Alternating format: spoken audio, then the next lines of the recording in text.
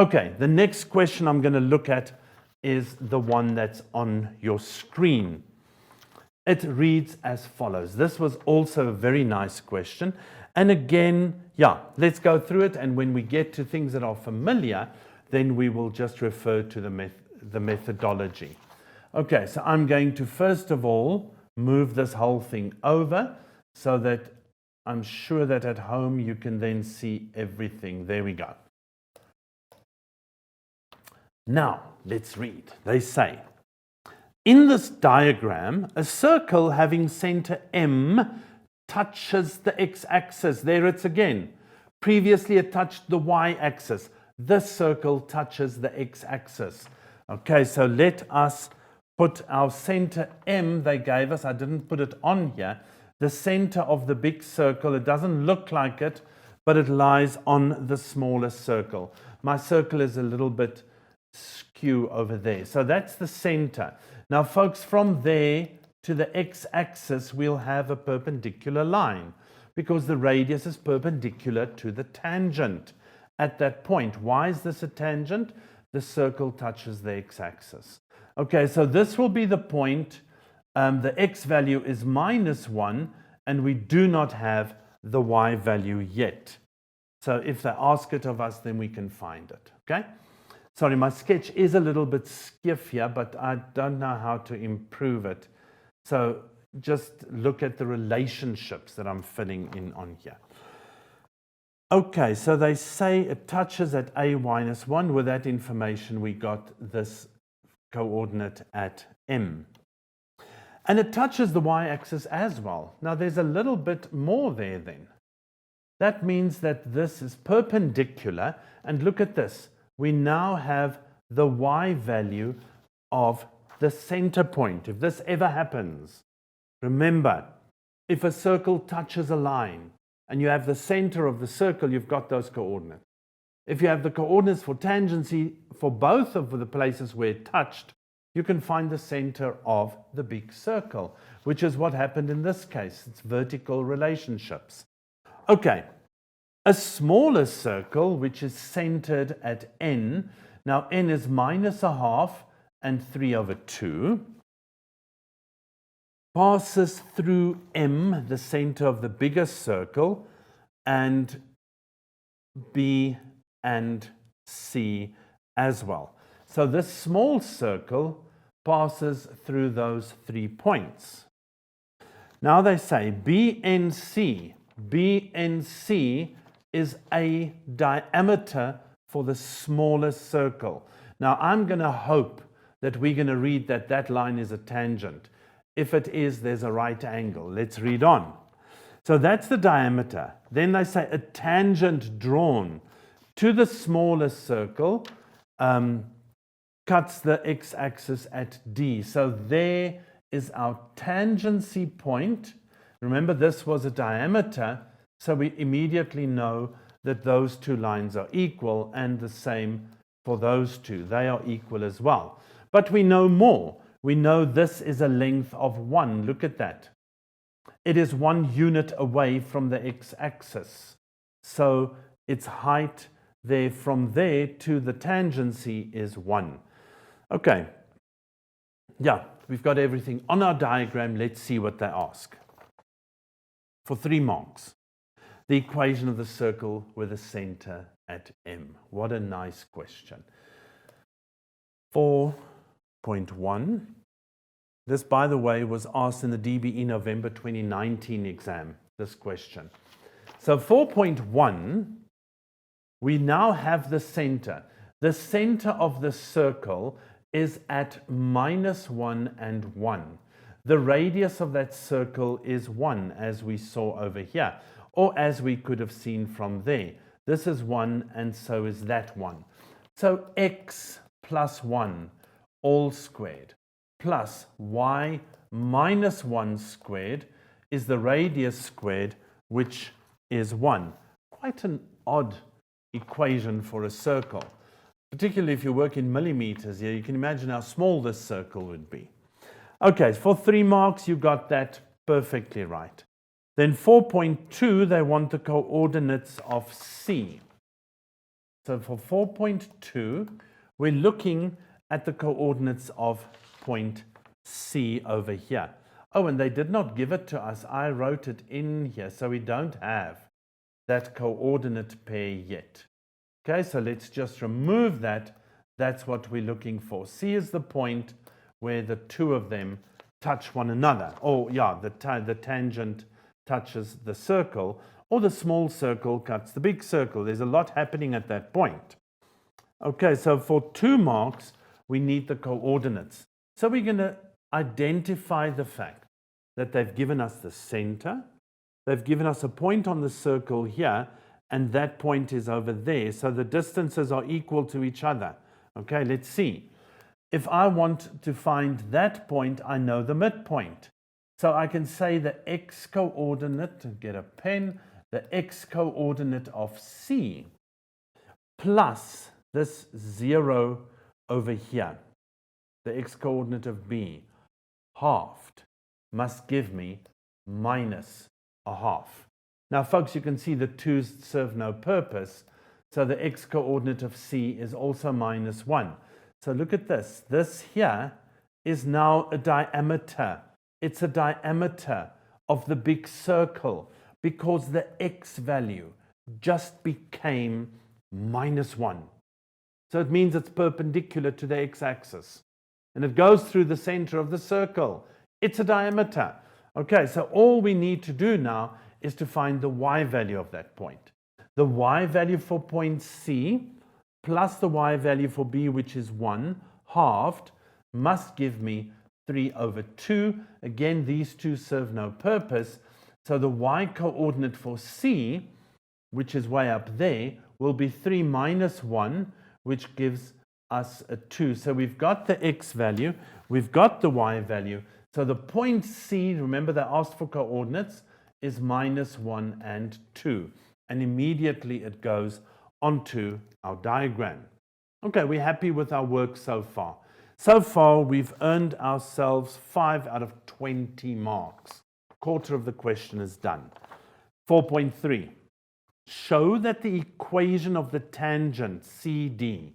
Now, here's CD. They say show that that equation of the tangent is y minus x equal to 3. So they most probably gave us that equation because we're going to need it going forward. Okay, so let's analyze the diagram. On this diagram, we've got this perpendicular relationship. We have the point where it touches. So like the previous question, we find the gradient of the radius. We turn it on its head with a minus 1 and reciprocating it for the gradient of the tangent. Why? Because they're perpendicular at C. And then we use the point gradient formula for DC. Okay, so again, it's this gradient turned on its head, multiplied with a minus 1. You have that gradient, and you use the gradient point formula. So folks, I'm not going to do this one. I'm just putting the answer. It is a replica of a question that we just did before. So indeed, y minus x equal to 3 will then be that tangent for 4 marks. Like for the previous one was actually for 5 marks. So they're becoming stingy here. They're taking one less mark there. 4.4. Determine the values of t for which the line. Now this is the first time we see this question. They say the line is y is equal to x plus t. And the question is, determine the values of t for which that line will not touch or cut the smallest circle. Okay? Now, that line is a line that runs parallel to the tangent. If you throw the x over, you get y minus x. There's y minus x there. So those two are parallel. So what are they in fact asking? They're asking us, what must the y-intercept of the tangent be so that it does not cross the smallest circle? Now let's have a look. The y value where this tangent will cut is way up here, and it's the y value of 3.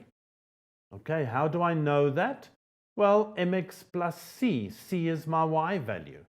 So I can immediately say, well, here, t has to be bigger than 3.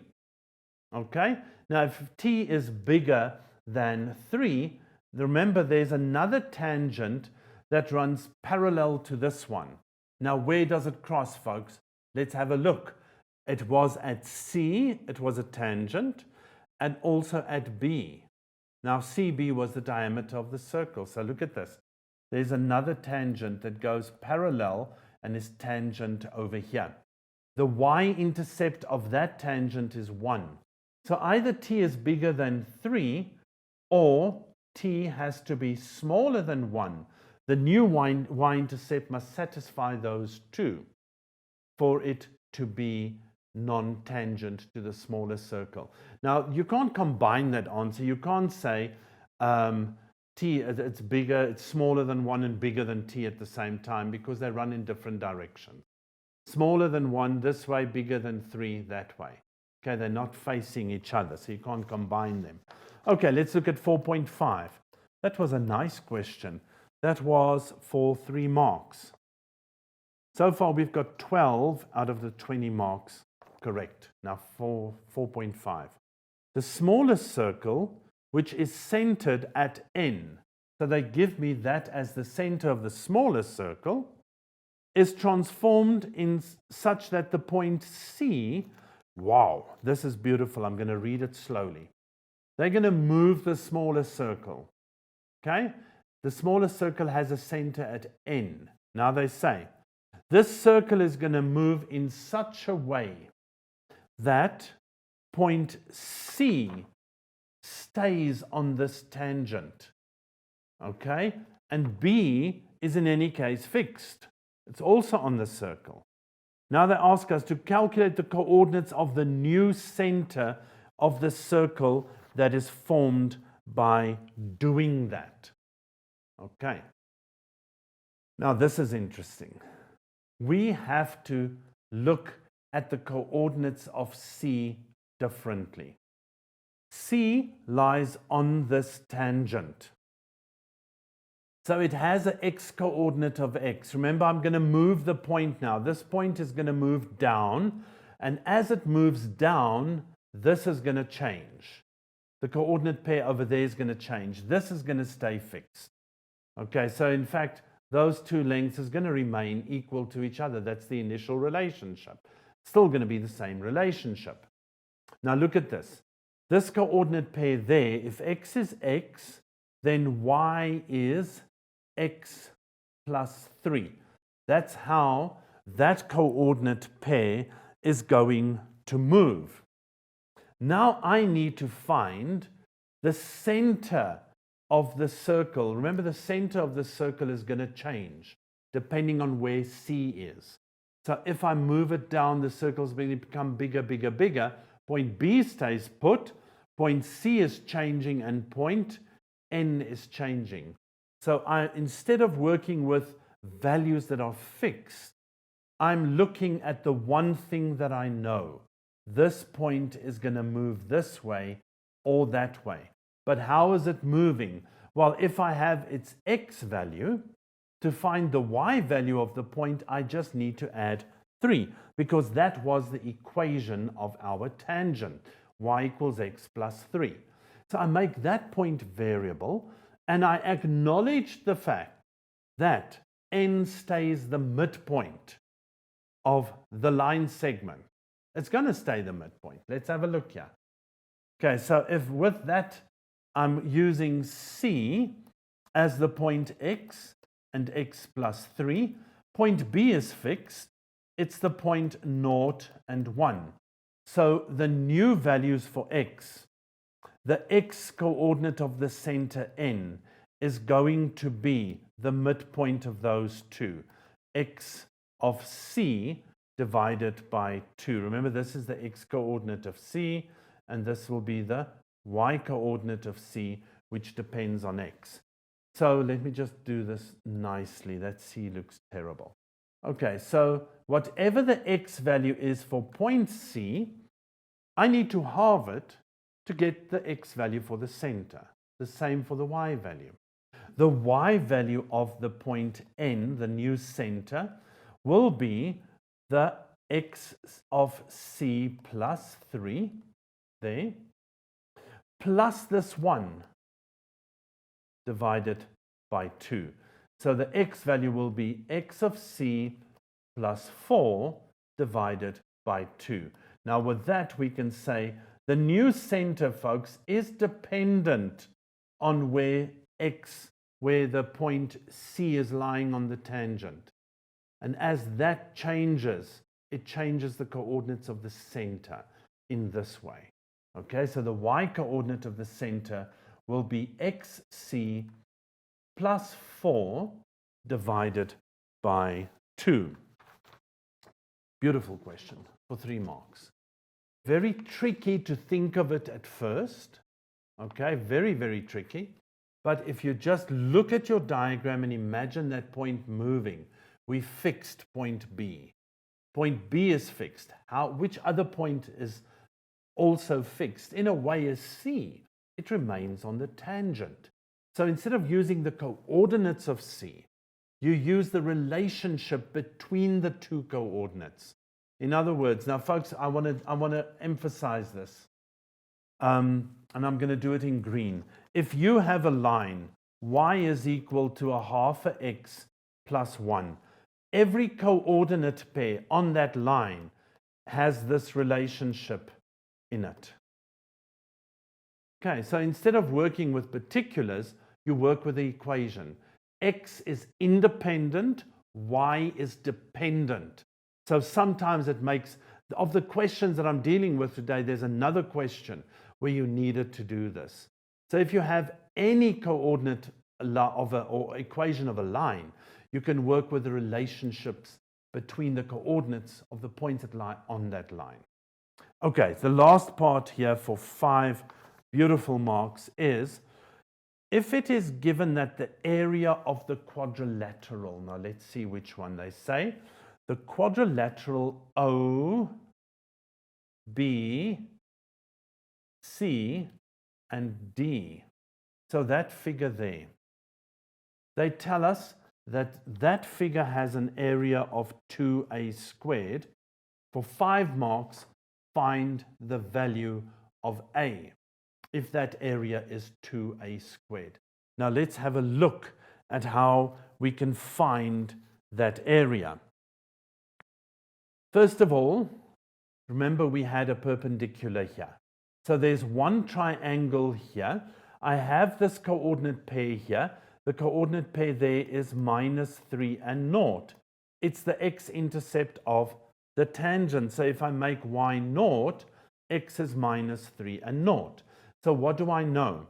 I know this length is 1 from the tangency point to the center of the circle. So that will make up the other 1, that's the radius of the big circle. Just imagine that M is at the center here. So for this triangle, I have a distance here of 2 and a height of 2. For this little triangle there, I've got a base of 1 and a height of 1. And this here is a square. Remember, your x and your y-axis lie perpendicular to one another. So this will be length times breadth. So I've got a square, I've got the top little triangle, and I've got the big triangle. And if I add the 3 of them together, it's supposed to give me, what did they say here? 2a squared. And they're asking us to find a. So let's not waste time. Let's go and do that. Make space here for us.